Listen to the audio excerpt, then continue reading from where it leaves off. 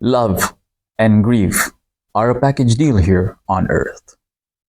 You cannot grieve something unless you've loved it, and you cannot love something and not be ready to grieve over it. We receive mothers in many forms. Our biological mother. If your grandmother had a big hand in raising you, then she too was your mother. Maybe an aunt was your mother. Maybe a guardian was your mother. Most humans are raised by a woman who takes the role of a mother in their lives. The only one who will not give up on you, even if you've overdosed on drugs, even if you've been to jail, even if you've faltered and fallen, your mother will be the only one who will not give up on you. And as she slipped away from this world, and if she was of a considerably healthy mind, then you were on her mind and in her concerns in her final moments. That is a mother. And losing a mother is losing your biggest prayer source. Today, I'll cover the two different types of relationships people have with their parents at the time of passing away. And then we will also look at two different ways of how you were exposed to this information at the time of passing away, and how all this leads up to 6 signs of trauma. I know it all may sound confusing, but it really isn't. And it's important that you recognize all this separately so you can come out of this grief and help people in your family overcome this grief. So the two types of relationship at the time of passing away are those who have the anticipatory grief, where they know that they will be losing their loved ones, so they slowly begin to prepare themselves. And then there are those who get smashed in the face with the unexpected news. And then your world shatters. You can't get a grip on yourself. You can't move. You grieve. You weep. You ache. Maybe it's guilt mixed with love, mixed with questions. The loss of a mother is a tremendous loss. Grief is experienced on many levels, especially when a parent dies. There is deep-rooted grief because we share an inner body connection with our mothers and our fathers. It's not unnatural to predict the loss of a parent through sudden pain or heaviness even before you actually find out. Some people's connections are stronger based on the age, and the loss of a mother not only brings emotional pain, but can also bring physical discomfort if you are under the age of 21. Now, of course, this is not a standard principle or widely researched for accuracy. However, multiple principles based on multiple disciplines of a higher power source agree that physical pain will most likely be experienced by a 21-year-old or younger at the time of death of a parent, even if it's minimal pain. So if you are or you have someone grieving right now with you who is under that age, do keep an eye out. While you need to know it's normal, it can become chronic if the physical pain becomes severe and is left unattended. Dying is a process we have to go through. That's the kind of tribe we are and the type of place we live in. Depending on the figure you are in your family, when you deal with death properly, the remainder of the family pulls together and become more integrated. It's at this moment that everyone needs to understand that everyone heals differently. So here are the patterns of post-death trauma. Keep an eye out on family members for these signs, and most importantly, keep an eye out on yourself. Try to catch yourself with cognitive thinking if you are experiencing any one of these. Okay? Number 1, compulsive behavior. Undereating, overeating, overspending, excessive time spent on social media, binging through Netflix, turning to alcohol, turning to drugs. Okay, watch yourself for those things. Number 2, ignoring the obvious. Putting a strong front. If that's not the way you feel, then you must not allow yourself to fake it. Grieving over the loss of someone is okay. There is no weakness in that. Number 3, withdrawal in relationships. You avoid people because you don't have a grip over your emotions as yet. You distance yourself from your spouse, you distance yourself from your family. So keep an eye out on yourself for that. Number 4, irritability, sleeplessness. Number 5, physical pain or illness, fevers, sore throats, few aches here and there. And number 6, mental illness. Now, grief is not a mental illness. Mourning is not a mental illness. These are very natural. It's okay to feel sad and not function normally for a few days. But when you ignore these signs and don't address them properly and don't take care of yourself properly, then that can move you or one of your family members from being in a normal grief process and into depression.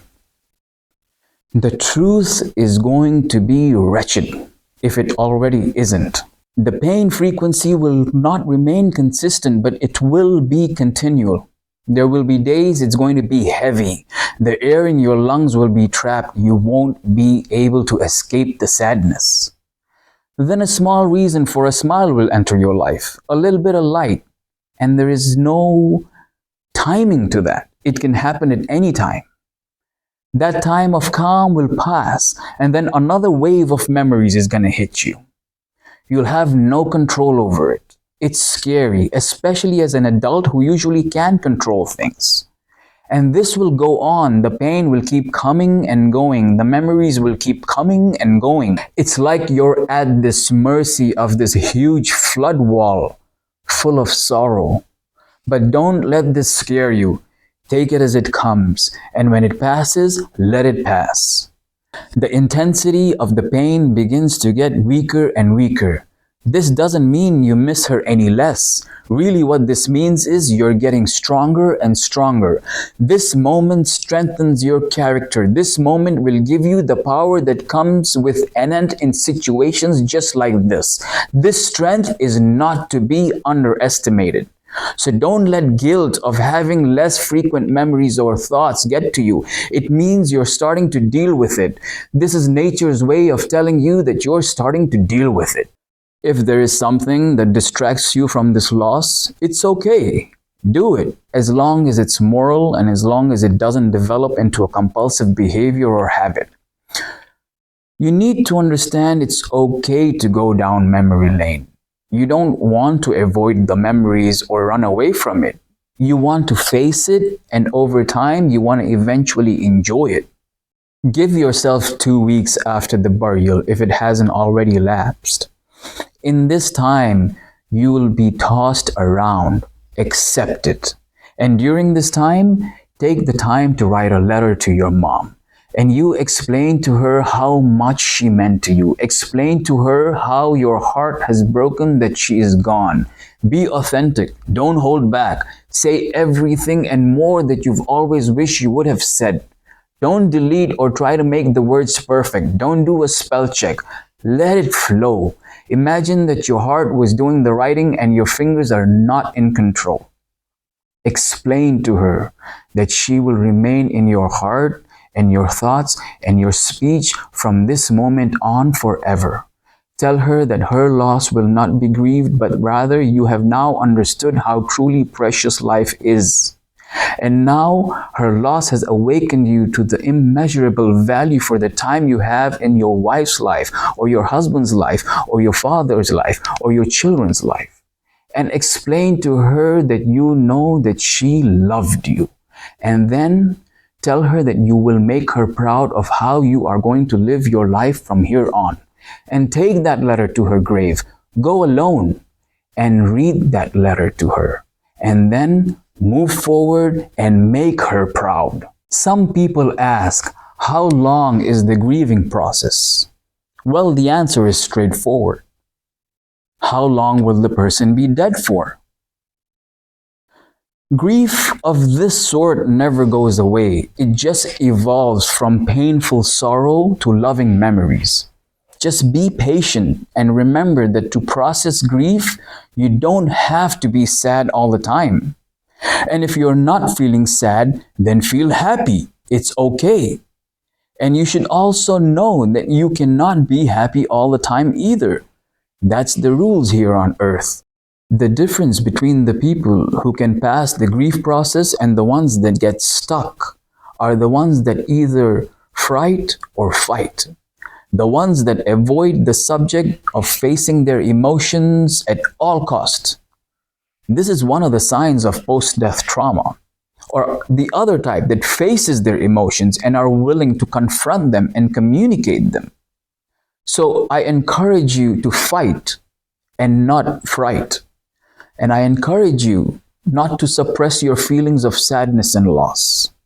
It is at this time that you begin to understand so much. It does not matter your age. Some things only come to you at a destined time. Honor your mother by the way you live your life. This experience in life has made many a man turn towards higher powers. Let me leave you with something that I wrote for all those suffering in the heartache of the memories of their mothers. Here it goes. I wish I'd have known that you weren't going to be here anymore. This goodbye between us is breaking me to the core. Why is the words of you more clear to me now, while when you were present my bustling life wouldn't allow? Days have gone, weeks, months, years and seasons, until just yesterday all these had reasons. And the reasons for the seasons were to build memories as a guide, ones I will cherish and honor till we meet again on the other side. Be safe, be positive, and keep taking those steps forward.